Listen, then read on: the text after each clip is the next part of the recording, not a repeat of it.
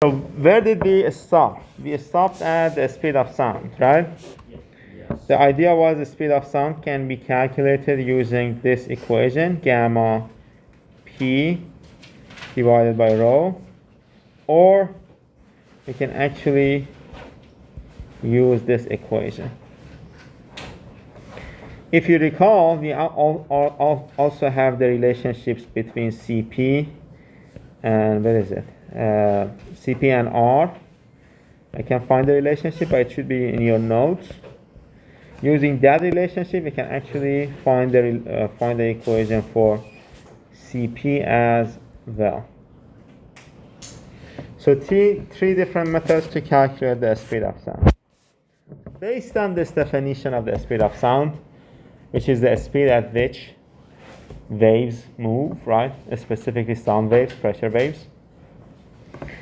We can define a new dimensionless parameter that we actually, most of you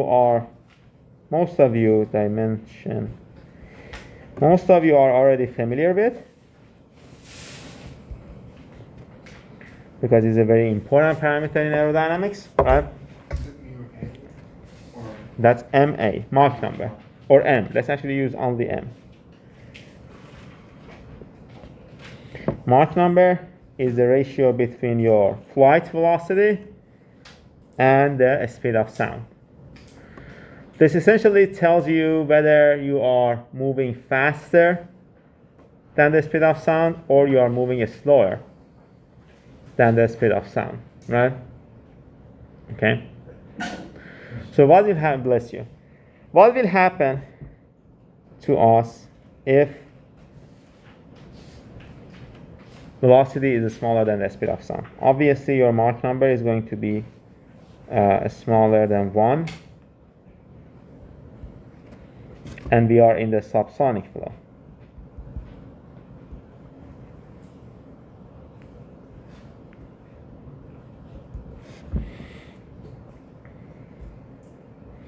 Let me try to explain this for you with an example. This is a very famous example that whenever I talk about this, I use this example. And most of the textbooks actually have used the beeper example. We're going to assume that we have a beeper that is a point, right? So it doesn't have any dimensions or anything. And it is moving in a space. We are going to explain what happens to the waves when your velocity changes using this beeper example. Let's say this beeper is moving in a space at different locations, t equals to 0, t equals to t1, right, at time 0. And your flight speed, your movement speed is smaller than the speed of sound. What happens here is that you are going to, at time 0, you are going to generate a sound wave, right? And at time t1, if your sound wave has grown this much, you are still inside that sound wave, right? Because your movement velocity is smaller than the speed of sound. So your sound has moved faster. That beeping sound has moved faster than your thing, right? At time t2, you have generated another pressure wave. Time t3, another pressure wave, and so on and so forth. It's actually all of these are inside each other. Just to make sure that we understand this.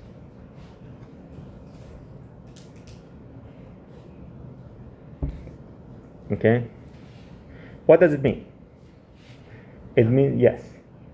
That means we're moving forward, though. We're not moving faster than the sound, so we're still inside the barrier.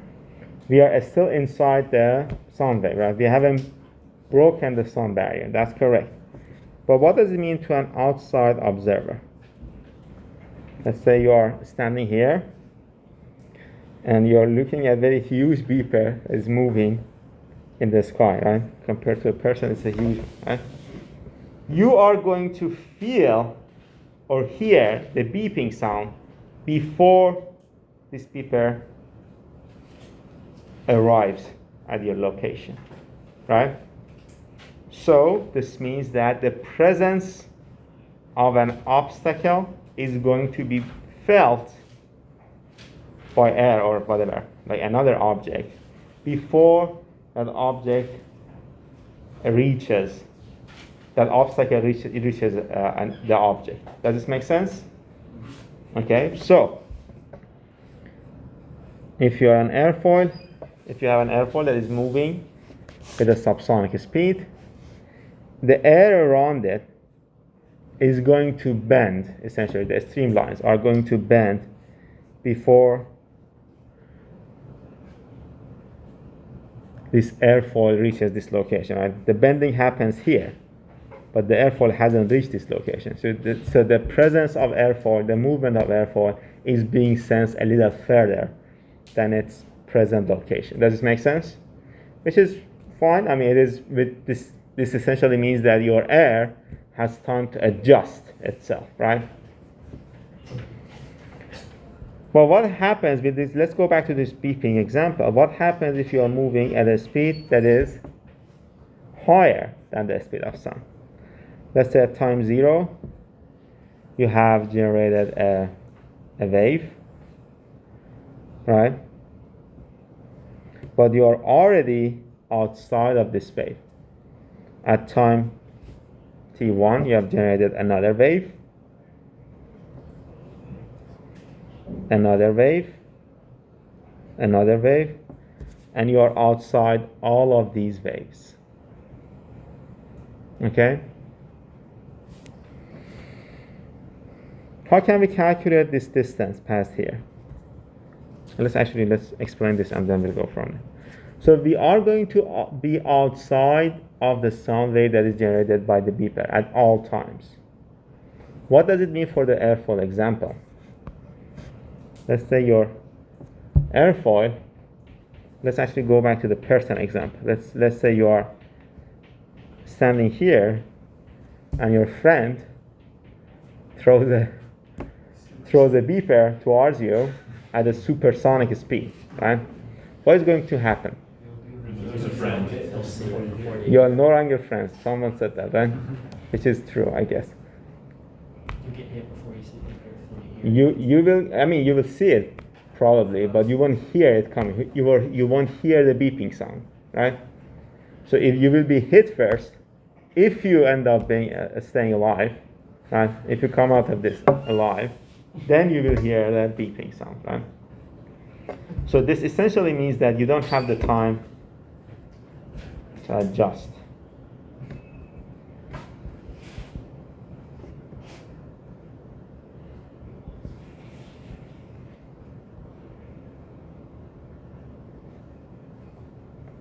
Okay? So an airfoil that is moving at a supersonic speed doesn't give the air in front of it an advance notice. Doesn't tell the air in front of it that I'm coming, right? Be prepared for me. So what happens? Because what's that? You have to speak up. The shock wave happens, the white air. The shock wave happens, exactly. So shock waves are actually a forceful adjustment because air has to adjust, right? The air around it has to, there's no other way around it. Otherwise, there wouldn't be any supersonic movement, right? So air around the airfoil has to adjust and adjust itself through formation of shock waves. And we'll talk about shock waves in more detail.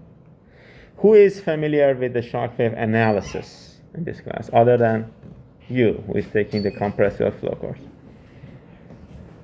No one. That's all right. I mean, you don't have to. I was just making sure. You don't have to be familiar. Okay, so this adjustment, the air adjusts itself to a supersonic object to creating shock wave. I'm talking about the surrounding environment, right? Adjust itself. Okay. The first part of analysis when it comes to shock waves, or let's actually call them Mach wave at this point. Mach waves is to understand whether they are formed at an angle or what is the angle they are formed at, right? Let's say this is your beeper that is moving, what is this Mach wave's angle? Is it like this, 90 degrees, or is it like this? Where does it form? Right? Is it on the beeper itself, in front of it? Where does it form? Right on the beeper and it's triangle. For the beeper example, Karam is correct. This actually forms right here, on the beeper. And its location, we just have to draw a tangent line to all of these shock waves. So this essentially distinguishes the locations that have already felt the presence of beeper, have heard the beeping sound, right? And the locations that have not heard the beeping sound, right? So this Mach wave distinguishes this. How can we calculate this angle with the horizon or the flight path? It's called the mu angle. How can we calculate this? Sine mu equals speed of sound. Sine of this angle is equals to Speed of sound over velocity. the speed of sound over velocity. How did you get to this? I cheated. What's that? I cheated. You cheated. I guess that's a good answer. Okay. So your velocity would be like the horizontal component, and the speed of sound would be the vertical component. So take the. Drew is getting warmer actually. So the distance traveled, this distance travel is going to be the speed of the beeper multiplied the time it took the beeper to get to that location, right? And this perpendicular distance to the first sound wave is going to be the speed of sound multiplied by the time it takes for the speed of sound for the sound wave to get to that location, right? This is on the Mach wave, and we can actually write the sign relationship for this mu is going to be equals to AT divided by VT, right? The time remains the same. So the sine of your Mach angle is going to be equal to A equals to V. So if you had a beeper that didn't have any dimensions, right? A point mass essentially, right? Then you can calculate the Mach wave using this equation if you have the speed of it.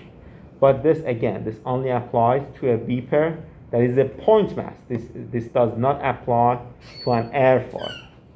Okay? An airfoil's analysis is going to be, or any other shape, any other object, is going to be a little different. Okay, so this is for the Mach angle or Mach wave. This is the angle of the Mach wave. Angle of the Mach wave. As we increase our max speed, the angle is going to go down, right? As you increase your, Like, let's say we're in Mach 1, I'm just guessing the angle, it's going to be like 80-degree angle. But as we go at Mach 3.5, Mach 5 speed, the angle is going to go lower and lower. that's a good point. Yeah, exactly. But let me ask you this one question. What would be the angle for Mach 1? Vertical. You have to speak up. I don't really hear you when you. Vertical. It's a 90-degree angle, right? It is not going to be 80. It is literally 90 degrees, right? Because, let's say, what's that? V equals A. Because V equals to A, exactly. So this is where all of the sound waves are going to concentrate. Okay. All of the sound waves are going to be, I guess, superimposed on top of each other at the location of the beeper. Any questions so far? So we understand the supersonic speeds, what happens during supersonic movement, right? The next thing we have to understand in order to move, before moving forward, is the stagnation points. Do we remember the stagnation points from aerodynamics? Or total points? There's a little bit of difference between total points and stagnation points, but for our use, aerodynamic engineers, aerodynamicists. It doesn't really matter. They're the same thing. Okay, what were the stagnation points, or what is a stagnation point? It's where all your kinetic energy turns into pressure at one point. What does it mean, like physically? What happens? There's no movement of flow. So at the stagnation point, there is no movement. Velocity is 0. But so does it mean that, let's say, object is moving, and just stop its movement? Does it mean that I'm at the stagnation point? Object? No, whatever. Air. I mean, we assume it is for us. It's always the object that is moving, right? We assume air around it is the thing that is moving, right? Let's say air around this object is moving and it stops its movement. Does it mean that the air around this object is at the stagnation point? No. Why? Friction. Because of friction. Who said this?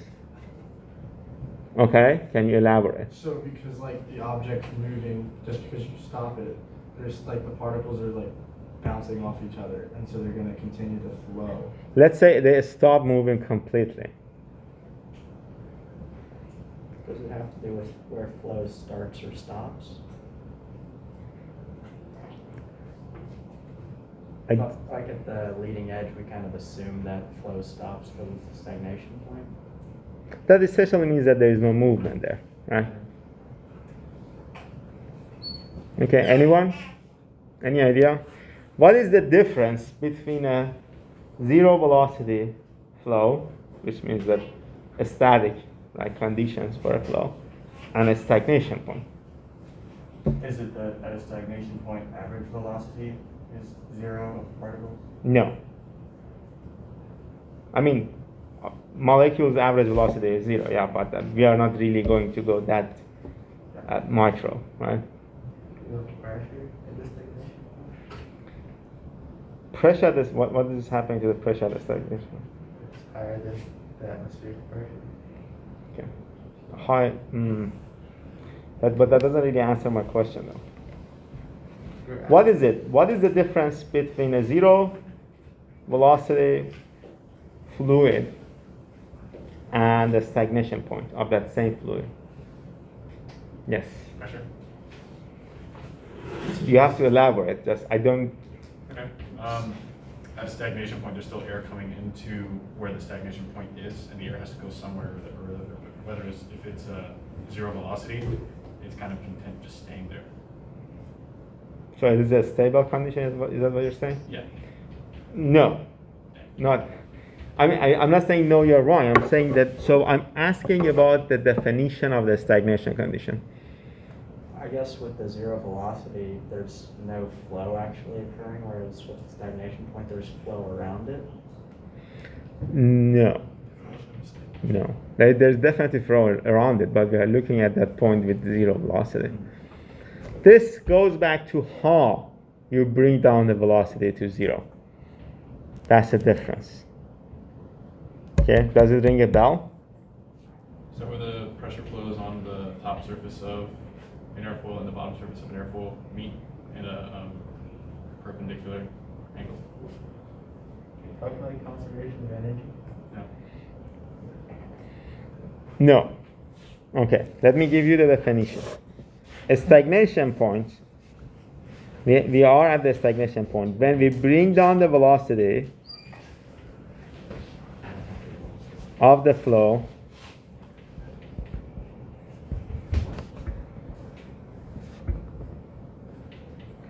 to 0,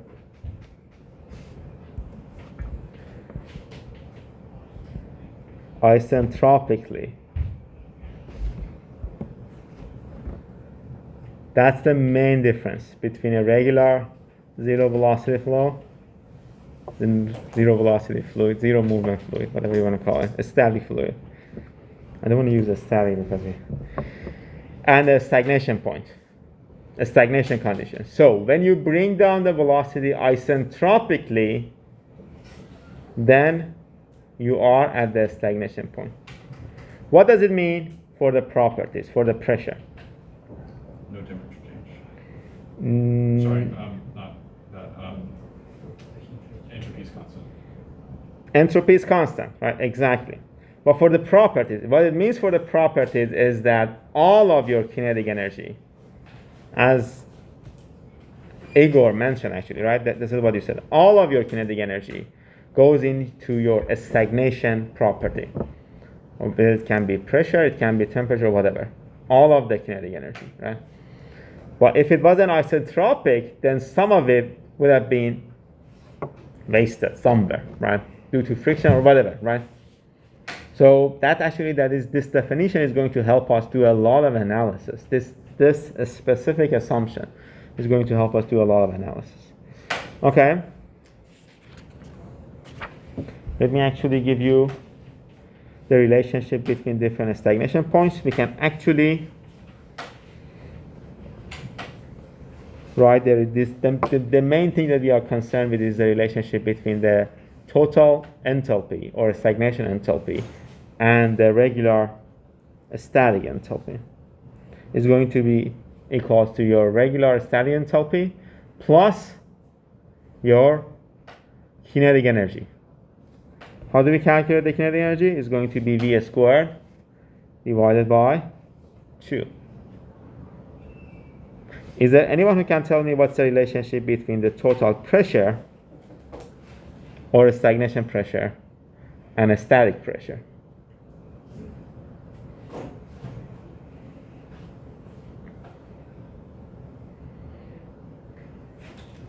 Does that ring a bell? 1/2 rho V squared. 1/2 rho V squared, exactly. So this is actually dynamic pressure, right? Dynamic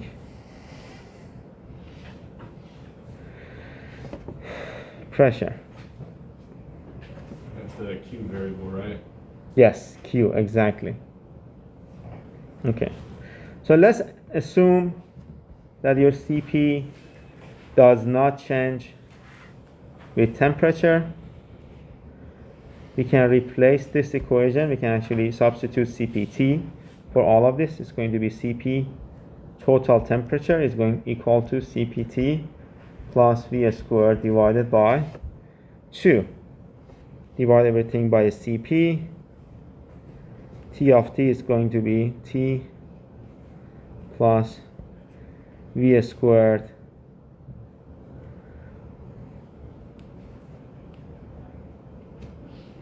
divided by 2 CP. Bless you. 2 CP. Let's actually divide this by temperature as well. 2 CPT. Okay. Can we simplify this, or can we change this further? Not simplify. Can we change this further? Look at this denominator here, 2 CPT. What does this remind you of?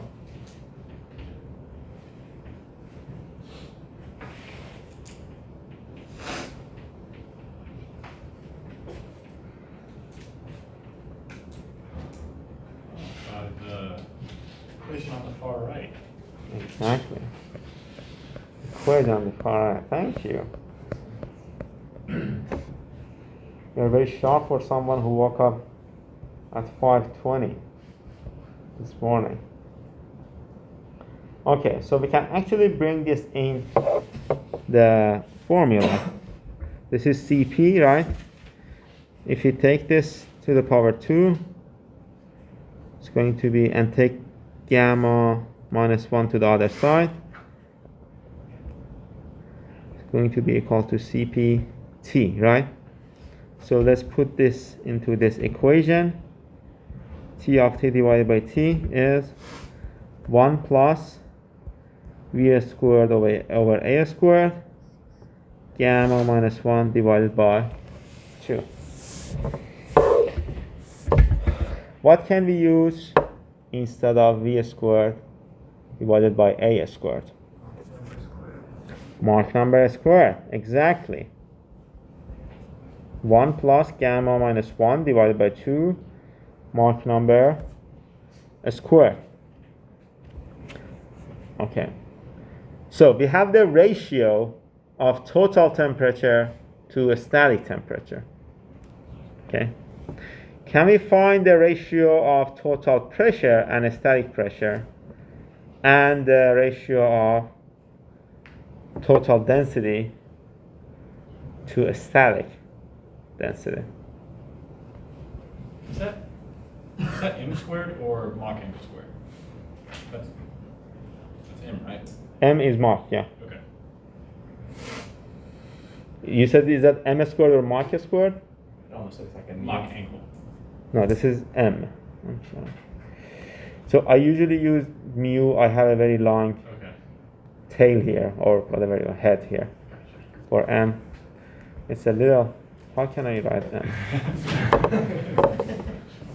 Could just go back to MA. I guess MA would have been, yeah. I always use MA, but I don't know why. I'll complicate things for you. MA is not complicated, don't worry about it. So, I'll try to use MA instead. So, can we find the relationship between pressure? Yes.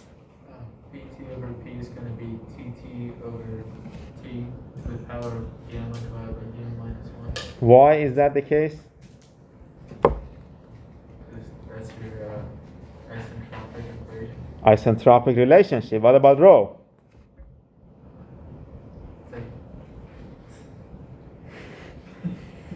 It's to the power of something. 1 over gamma, exactly. Okay? So we have this equation, we just plug it in here, just substitute it with and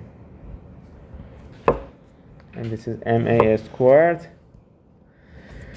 And then, let me actually rewrite this.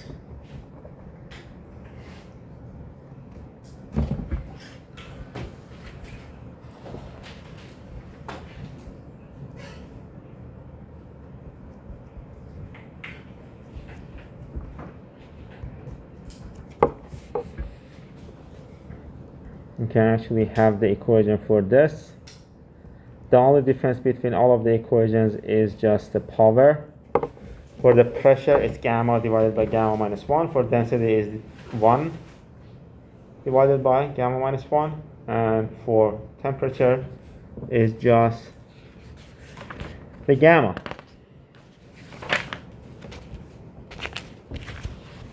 Okay.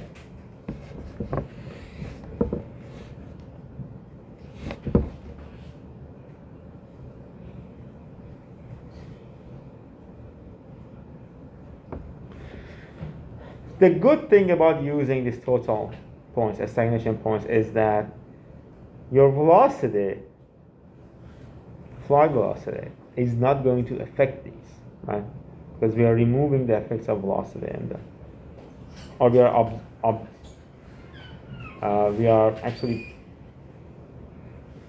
taking out the effects of velocity. We are putting in the effects of velocity. But the thing is, velocity is not going to be a separate factor here. So if you have the total temperature, you have a very good understanding of the total energy of your system, right? Same is true for total pressure, total density, all of the total parameters. Does this make sense? This is why we are going to use these total properties a lot. Well, I have one question for you. And that question is, let's say we have the Mach number versus this ratios. Tt divided by T, Tt divided by T, and rho T divided by rho. What will happen to these ratios as you increase the Mach number? Where do we start? What will happen to these ratios when Mach number is 0? So the ratio, all of the ratios will be 1, mainly because you are not moving. You are already at the total condition, right? Let's say you start moving. What will happen to these ratios as you increase the Mach number? It's going to increase, right? Or actually, it starts from this, but then becomes like this. So if you look at your book, you have this, and then they have another graph that looks like this. But we are not going to. The point is, it will increase. So.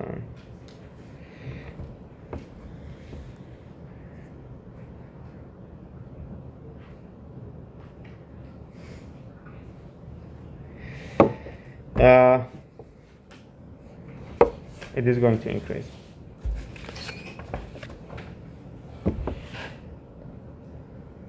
Okay.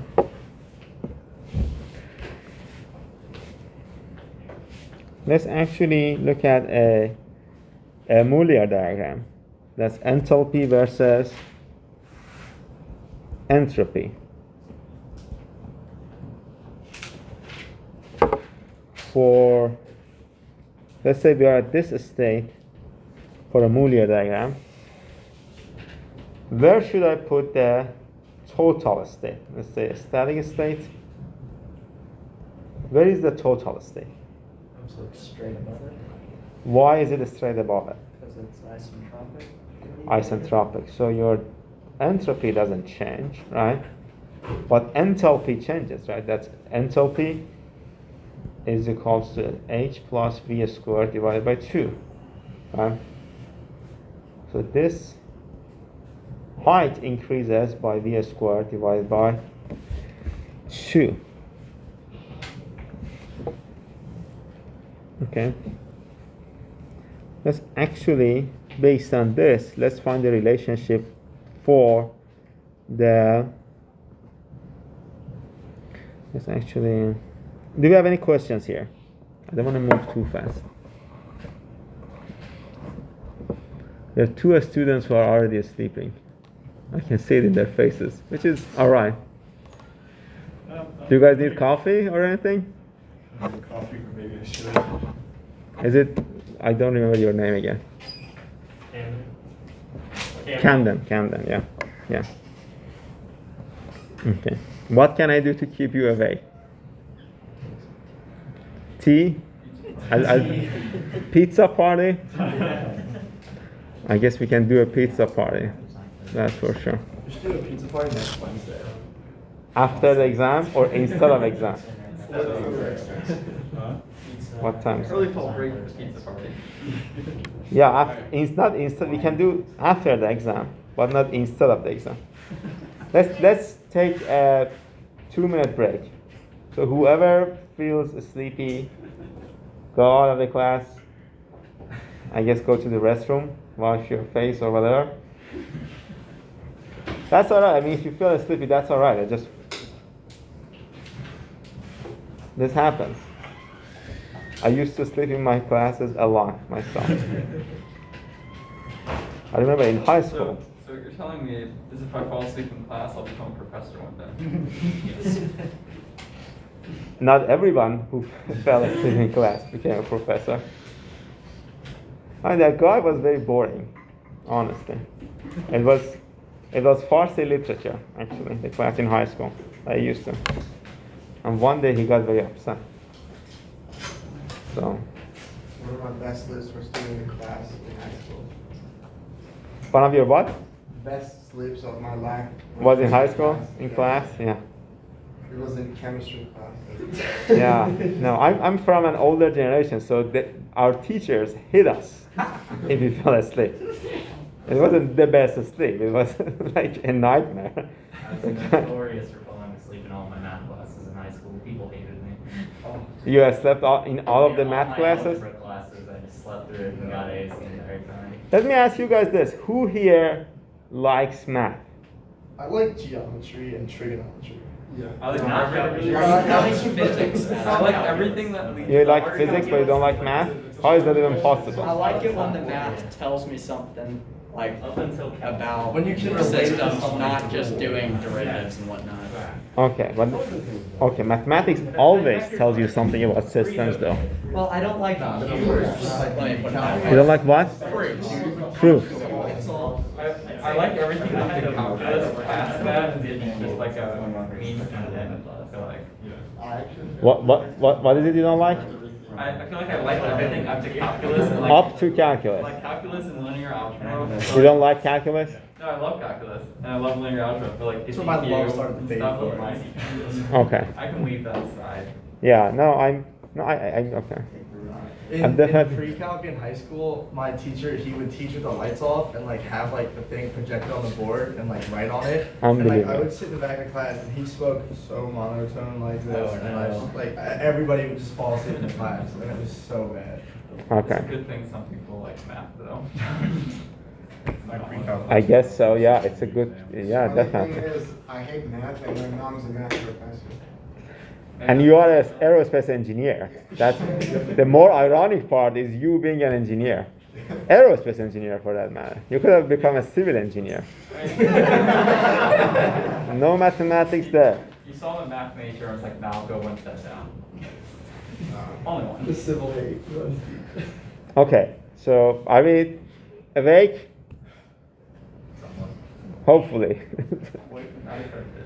Okay, let's continue. So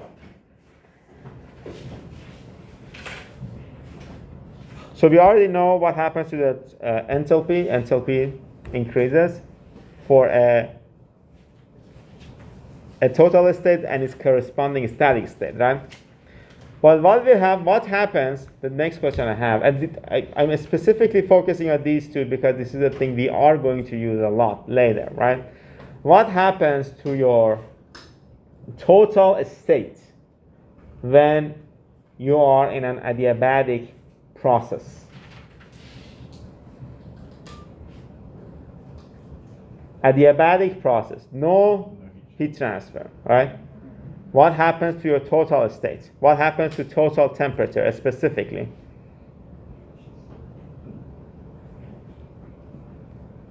Wouldn't it have to go up and work would have to be put into the system? Well, no, adiabatic means the heat is not moved in the system. Or all of the system?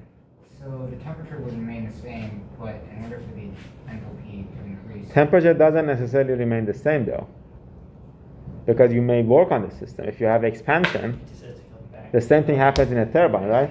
It just has to come back to you. No, temperature can change. It doesn't have to come back anywhere. There is no heat transfer. So it just Since you're putting work into the system. Entropy, what happens to entropy? Does it just increase? Entropy increases, yeah. If you are doing work on it, yeah, or if it's doing work. But what happened to this total temperature? With the assumption, we had the assumption of constant Cp, right? So with that assumption, just give me 1 second. It's going to be V2 over 2 Cp, right?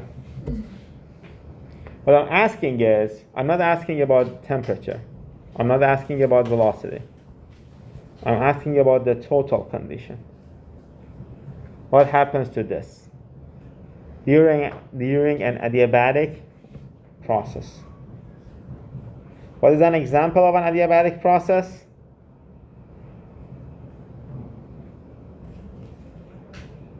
Like, think of the cycles. What is an example of an adiabatic process? Turbine. That's one example. What about the jet engine? Compressor, right? Okay, so what happens to this total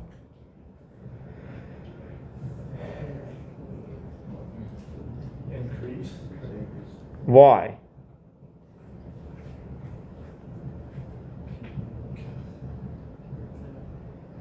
So this total temperature, the same is true for total entropy, is an indicative of the total energy of the system. The thing is, when we say during an adiabatic process there is no heat transfer, we are essentially saying that the total energy of the system doesn't change. So your total temperature doesn't change. But can we say so between a state 1 and a state 2, if you have an adiabatic process, T of T is going to be equal. But we can't say the same thing for total pressure. How can we find the total pressure, the ratio between the two total pressures? We have to go back to the delta S equations we had. Okay? We had Cp natural log of, and we are writing this delta S for the total conditions, not the static conditions. T2 divided by T1 minus R natural log of PT2 divided by PT1. This is 1, so this whole thing becomes 0, right? And we can rearrange this. We can rearrange this and then move the natural log to the other side to get to this final equation for an adiabatic. That's R, right? Negative, yeah. For an adiabatic process. This is the amount of total pressure drop. That can be due to friction, that can be due to work, due to whatever, right? As long as it is not due to heat transfer. Okay? So, at this point, we understand the Mach number, we understand the supersonic speeds, we understand the Mach waves. We already have the equations, conservation equations that we need to have. So let's begin the learning of new, I guess, processes and information. The first thing we want to discuss here was actually, we talked about this in a little bit of detail. A quasi one-dimensional flow. The equations we derived were for a duct with no change in area, which is not the case in most of the propulsion analysis. So let's expand on it. Let's actually have a duct with area change, something like this. Let's see what happens to the equations for this specific duct. What you want to do in deriving the equations, finding the equations, is to take a finite volume. On one side of it we have rho A V, and the other side we have rho plus d rho air plus d A and V plus dV. What is the conservation of mass here?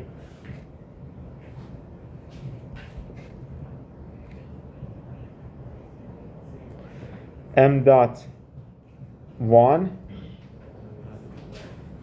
what's that? Equals to M dot 2. What is M dot 1? Rho A V. What is M dot 2? Rho plus D rho A plus dA and V plus dV. After simplification, you will get to this equation, rho U dA plus UA d rho plus rho A du. And we can actually play with this a little bit, massage this with mathematical techniques that we are not going to go over to get to this equation.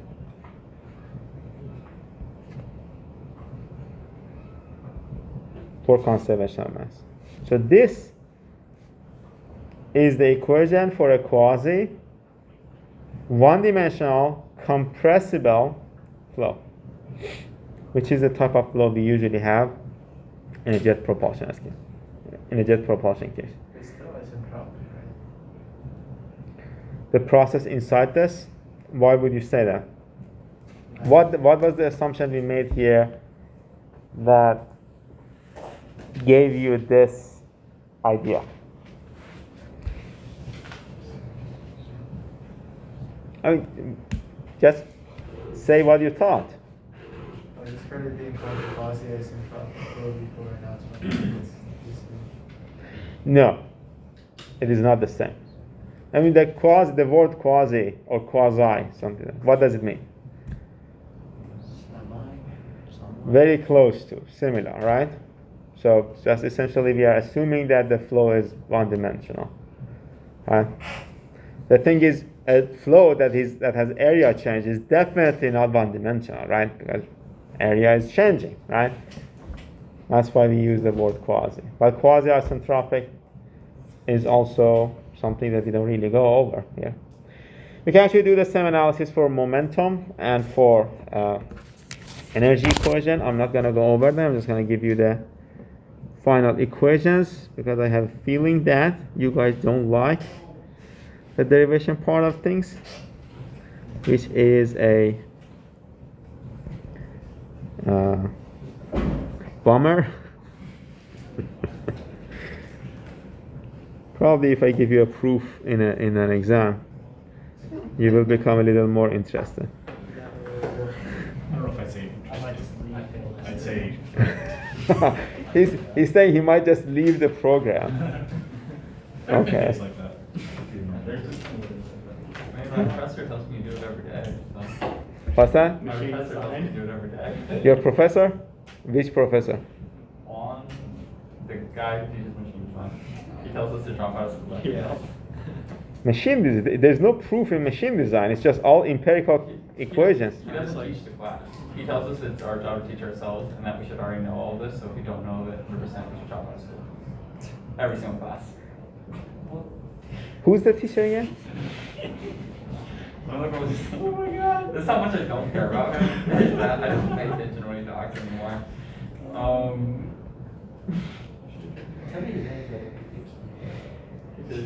Just scroll up slightly over. Alright, thanks. Last name Huang. Oh, Kevin Huang. Kevin. Okay, that's his first name? Okay. I mean, it's his nickname. Yeah. Yeah. Yeah. That's an interesting one. Yeah. Dr. Downey had I think it was a grad student like that. Like his name was not Fred, but he was by Fred. Now you're talking about Frank. Was it Frank?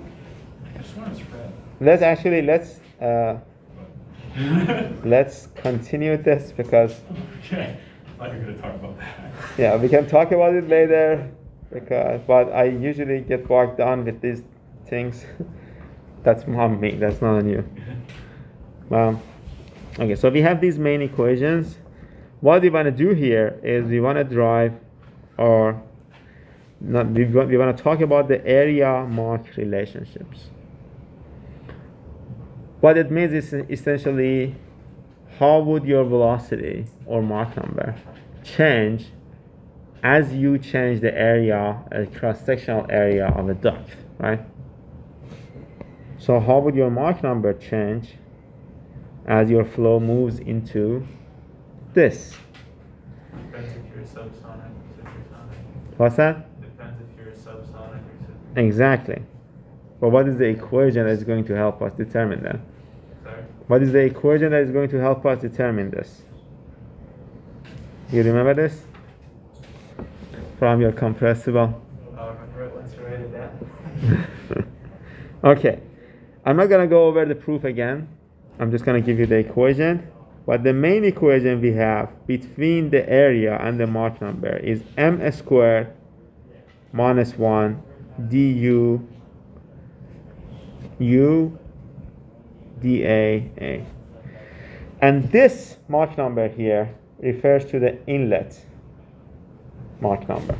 So if you're looking at this duct, this m refers to this. The Mach number here. du changes in velocity, dA changes in area. Okay? So here on this specific nozzle, it really depends, but in this specific nozzle, your area is becoming smaller and smaller. So your dA is smaller than 1. Okay? What can we say about du? Your dA is smaller than, dA is negative, I'm sorry to say smaller than 1. Your dA is negative, smaller than 0, right? Because area is decreasing. So this second area minus the first area is a negative value, right? What will happen to the velocity as you move in this line. If Mach is greater than. It will go up. We have Yep. two people saying it will go up. So Mach root. If it's like a certain Mach, it will decrease, and if it's a different Mach, it will increase. What is that certain Mach? You have, yes. It's one. If it's subsonic, then your velocity will increase. And if it's supersonic, then it will decrease. Exactly. So if it's subsonic, what happens is this will become negative. You have one negative here, you have another negative here. So this has to increase. So if you have a nozzle, and this is called the subsonic nozzle, if you have a shape like this, that your area is decreasing, then your velocity is going to increase. Okay? And then it is going to be the other way around. If your area is increasing, then your velocity is going to decrease. This is going to be called a subsonic diffuser.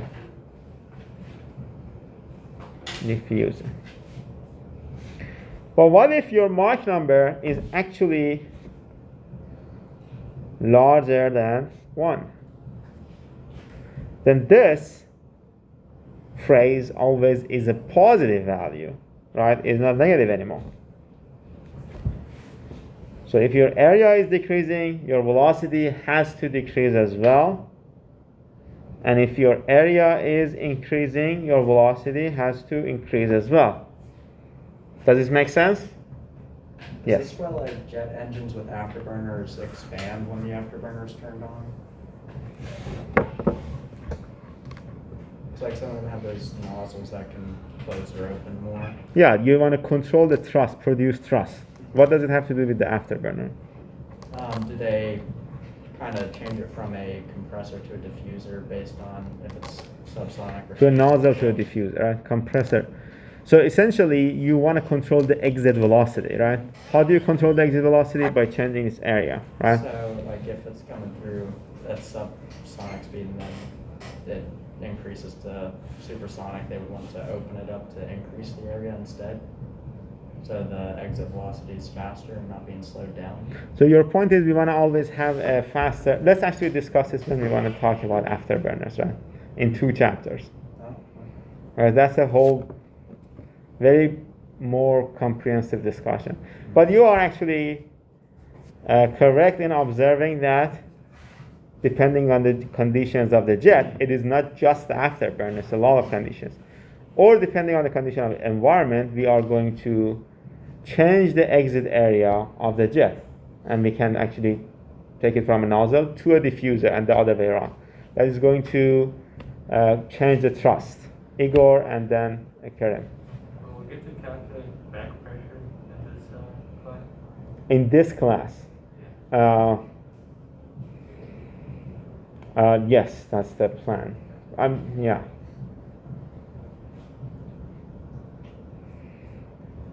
Yeah.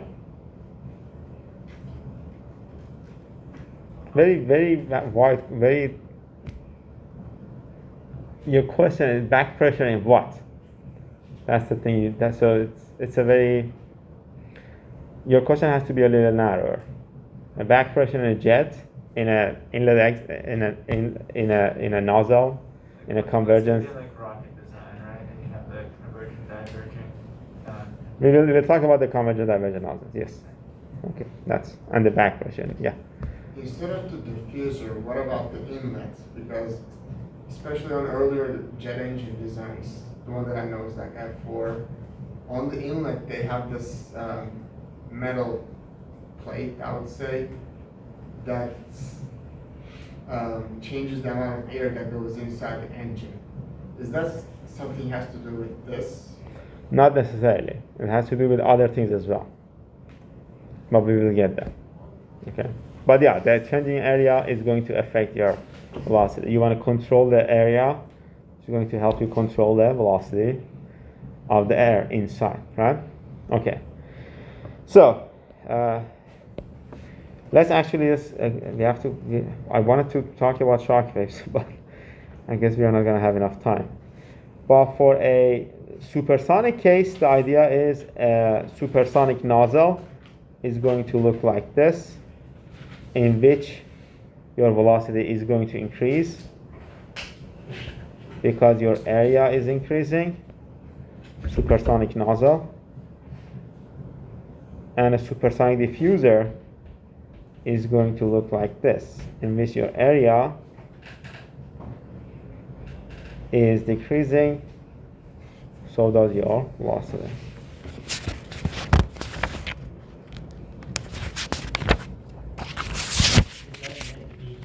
On the subsonic diffuser, du is less than 0, or is it supposed to be bigger than 0? If your area in a subsonic one if your area is increasing, your d is going to decrease, right? Your u is going to decrease. So it is the other way around.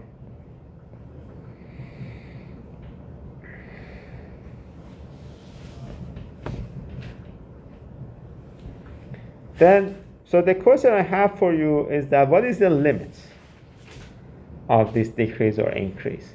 Let's say we are in a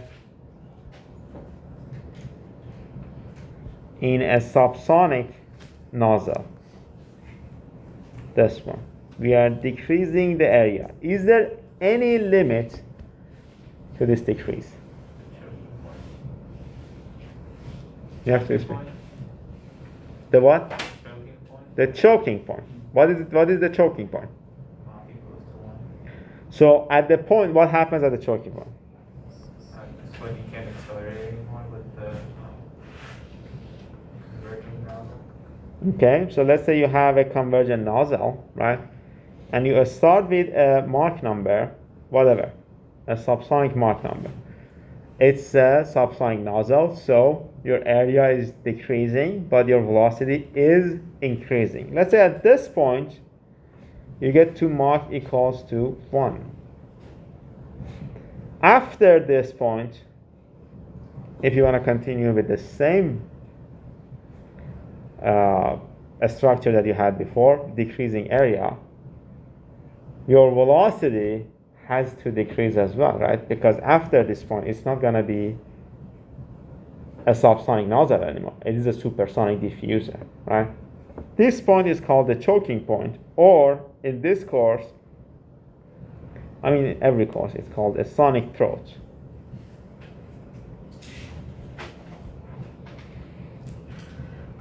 Okay, so in order to have a subsonic flow and then have a supersonic flow coming out of this nozzle, or whatever you want to call it, we have to have a decrease in area until we get to this sonic throat or the choking point, and after which we have to increase the area because we are going to be in the supersonic condition to increase the velocity. So we're going to have a subsonic inlet and a supersonic outlet. This is called a convergent divergent nozzle. And you have to keep in mind that whenever we say nozzle, we are, bless you, we are talking about a system, a kind of duct that is going to increase our velocity, right? And if you have the same structure, but if you start with a supersonic velocity, what is going to happen is that you are going to end up with a subsonic velocity, but you have to make sure that you have the correct location for the sonic throats. Okay? And one thing, so we talked about the static conditions, we talked about the total conditions. We have sonic conditions as well. And they are marked with a star. Superscript star. This refers to your temperature at the sonic condition where your Mach is equals to 1. So for the equation, the main equation we had was T total temperature divided by static temperature is 1 plus gamma minus 1 divided by 2 Mach squared, and that's it, right?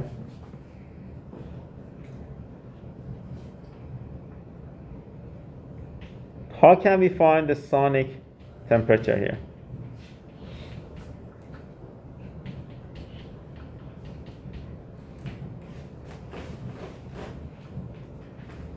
How can we find the sonic temperature? We are going to put Mach equals to 1.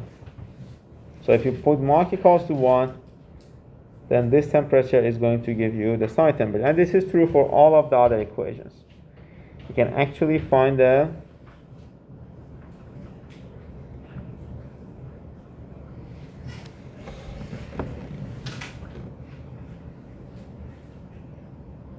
sonic temperature based on the equations.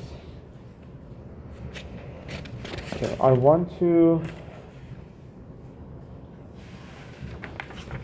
I don't think we're going to get to the shock waves at all, which is a problem.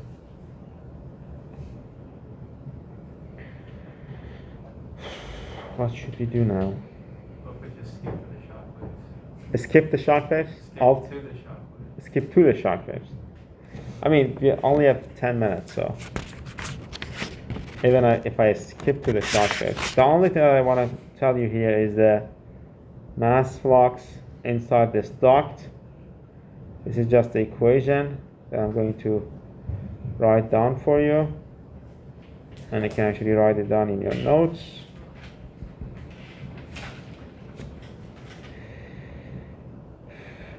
One plus gamma minus 1 m squared. We have a lot of these type of equations, long equations. And we also can find the ratio between the area and the sonic throat, or the sonic area, like we use with this.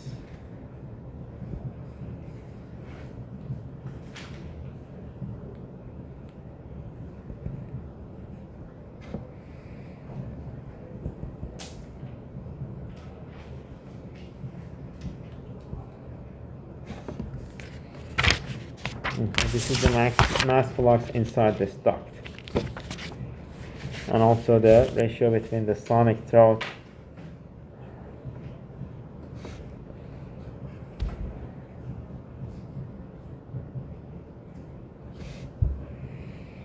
okay. Is the on the right there, is that the exponent or is it just regular multiplication? Here, just multiplication. No, on the right side after the parentheses. This is the exponent, yeah. Exponent, okay.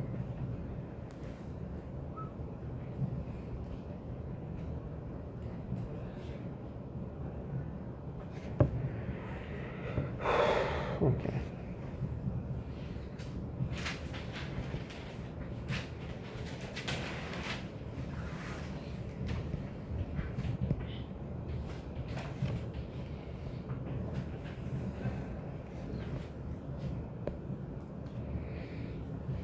What's that exponent?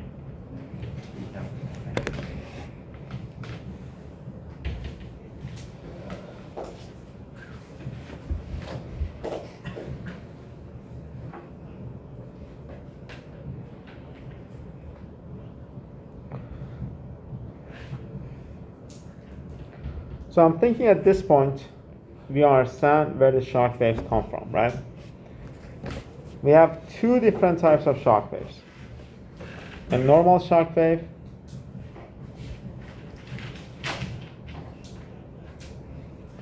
and oblique shock waves.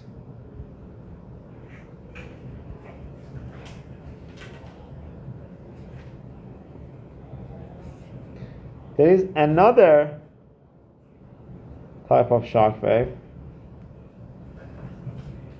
There is another type of wave. What's that? Valve shock. That, no, we don't talk about the curved shocks.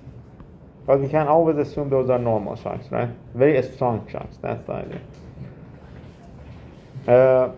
Another type of wave that we are going to talk about are the expansion waves. Specifically, they are called the Prandtl-Meyer waves.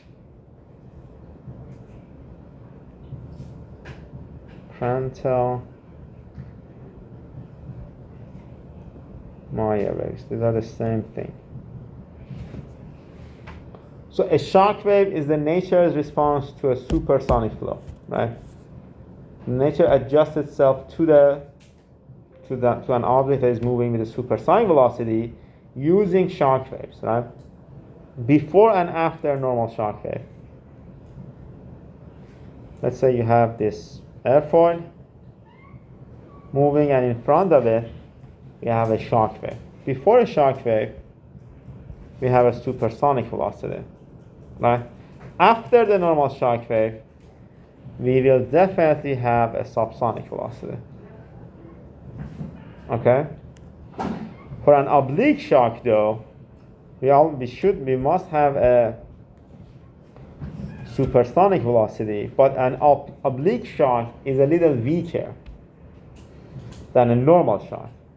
So an oblique shock wave, after an oblique shock wave, we only have a Mach number that is smaller than the original Mach number. And then when you have, let's say you have these movements, then the flow on the airfoil adjusts itself with an oblique shock wave. Then for it to go back to regular atmosphere, we are going to have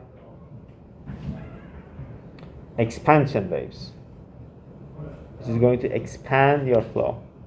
So after this, your M3 is going to be larger than M2.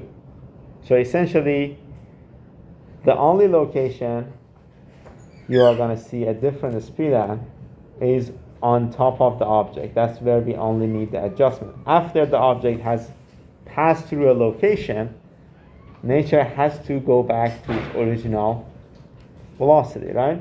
Yeah. That's why we have the expansion waves. But we are going to stop here because we will discuss this, we will finish this next Monday. We will solve some examples on Monday. And I will answer your questions about the final exam. I will also post your homeworks either today or tomorrow morning. All of them will be, that's the third homework. All of them, I guess we will only have shock waves questions. 3 or 4 shock wave questions, not more than that. And we'll solve a couple of examples. Okay.